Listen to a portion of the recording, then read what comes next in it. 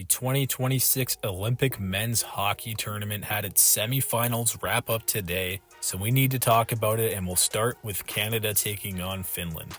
These teams were both riding huge momentum. Coming into this game, you had Canada with that comeback performance against Czechia, winning in overtime, and the Finns had an epic comeback themselves against the Swiss and also won in overtime. Maybe the biggest storyline heading into this game, no Sidney Crosby for Canada, and Josh Morrissey also remained out. But with this, that meant that Connor McDavid would don the C for Canada for the first time.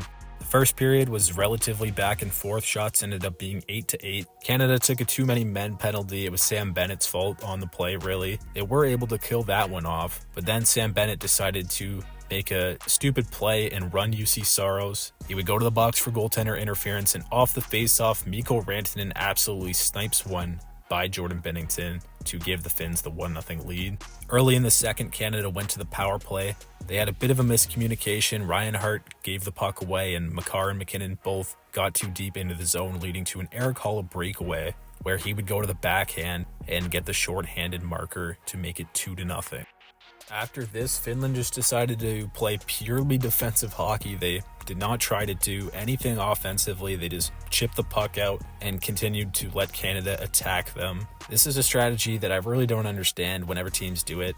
If you're playing a bottom feeder, maybe like France or Italy, you could get away with it. But when you're facing a team like Canada, you cannot sit back for 40 minutes and let them attack because they're too talented and too skilled. They will eventually break through. And surely enough, on another power play, it was McDavid getting it to Makar. He sent one on from the point, and Sam Reinhart tipped it to get Canada on the board. It was actually kind of funny. He wasn't even looking at the puck. He had it stick in the right place, and it was a perfect deflection. No chance for Saros on that one. Reinhart really hasn't had a great tournament, and hopefully that'll get him going. In this game, he was utilized like a 13th forward, only 6.5 minutes, and the majority of that came on the power play. On that goal, Connor McDavid got his 12th point of the tournament, setting a new record for the most single tournament points with NHL players at the Olympics. In the third period, Canada continued to press. I thought the Finns actually did a pretty solid job defensively. They weren't giving up much in the middle. They were boxing guys out, but eventually it was Shea Theodore with the one-timer over the shoulder of UC Saros to tie the game at 2 with 9.5 minutes remaining.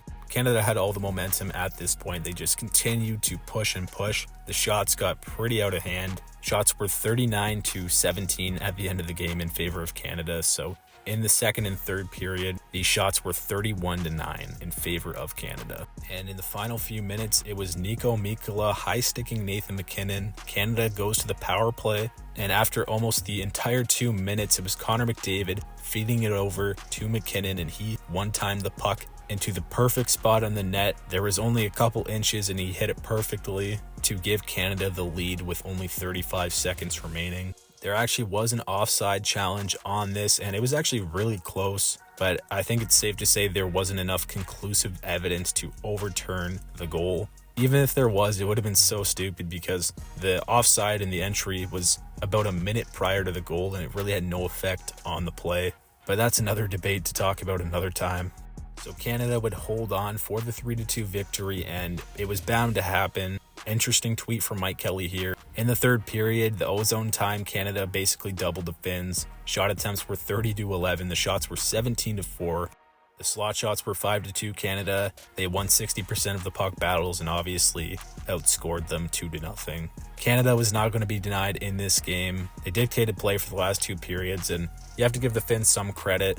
They're playing without Sasha Barkov, but ultimately their defensive effort wasn't enough. They lost, but they will have a chance to compete for the bronze medal on Sunday. That brings us to the other game. It was the US taking on Slovakia, and unfortunately we did not get the underdog story in this one. The Slovaks looked pretty nervous to start. There was a ton of turnovers and giveaways, and just over 4 minutes in, Dylan Lark went off the rush and beat Halav. It might have been deflected. And the U.S. continued to dictate play. They got a power play, and Tage Thompson blasted one on the one-timer. Just a ridiculous shot to make it 2-0. They really put it out of reach in the second period. Jack Hughes danced Thomas Tatar and then sniped one top right corner. And just 19 seconds later, a Kachuk forecheck led to a Jack Eichel chance out front, and he puts it in on the backhand. Halav got pulled. Really wasn't his fault. He played fine. But I think management just wants to have him rested for the bronze medal game on Saturday tomorrow. And just with 137 remaining in the second, Jack Hughes put the dagger in off a weird bounce off the end wall. Hughes has looked really good this tournament. I think he's been one of the US's best forwards. And that's a stark contrast from Four Nations, where he was kind of invisible. So good to see that from him. In the third period, you saw Slavkovsky get the Slovaks in the boards, but Kachuk got a breakaway, made it 6-1. Pavel Regina made it 6-2, but that would be the final score. Overall, the US really dictated play. They gave the Slovaks very little offensively, and the Slovaks' lack of depth really hurt them here. They really just couldn't keep up with the constant waves from the US. And so that means that we will have a US-Canada gold medal game on Sunday. Kind of what we expected going into this tournament, but it was still fun to get to this point. And that is going to be an absolutely wild game. Obviously, these teams faced off at Four Nations last year. There was no Quinn Hughes in that game. We don't know if Crosby's going to be available on Sunday. Same thing with Tage Thompson. There's so many storylines going into it. It's going to be one of the biggest games in my lifetime, at least. So let me know down below what you thought of today's games. Who do you think is going to win the gold medal game on Sunday? Thank you so much for watching. Make sure to like the video, comment, subscribe to the channel if you haven't already. And I'll see you guys for the next couple recaps and a video I'm probably going to put out previewing the gold medal game.